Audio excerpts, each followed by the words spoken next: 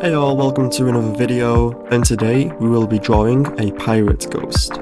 So begin with two circles for the eyes.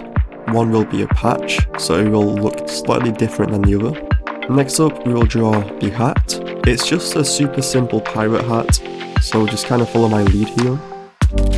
And then we will drag our pen down towards the hand, and then we can draw his sword later. But before we do that, we will draw the rest of its body. So try to follow my curves and the way I'm drawing it. For the sword, it's super simple. You want to draw like the handle first, draw a kind of straight line and a nice curved line, because that's the blade.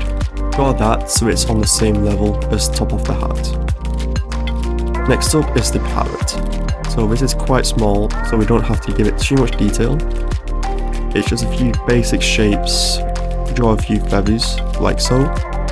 Now that we've done the parrot, we can draw the rest of its body underneath the parrot. And that's the basic drawing done. So let's colour in the eyes. With this fineliner, I will draw the pirate logo.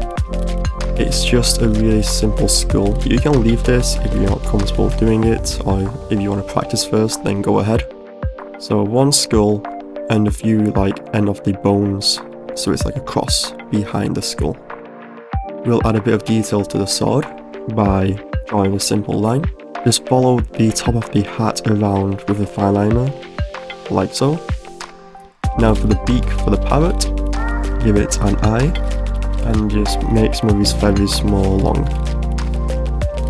To fill in the empty space where his body is, we can add some detail to the cloak, I guess you can say he's wearing, just by drawing a few simple lines heading upwards.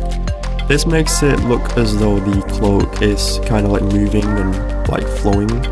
Now I'm just going to colour in the hat with my marker pen.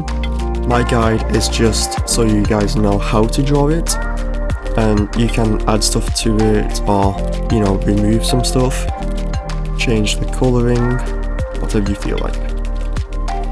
That's the thing about drawing, you can do it however you want. Now I'm just thickening some of my fineliner markings, just so it doesn't look too abnormal. As you can clearly see the difference between my fineliner and my marker pen. Just colour in the shadows and the stuff that's in the distance. And there you have it, you have done your very own pirate ghost. If you found this video useful, please be sure to like and subscribe, and hopefully I will see you next time.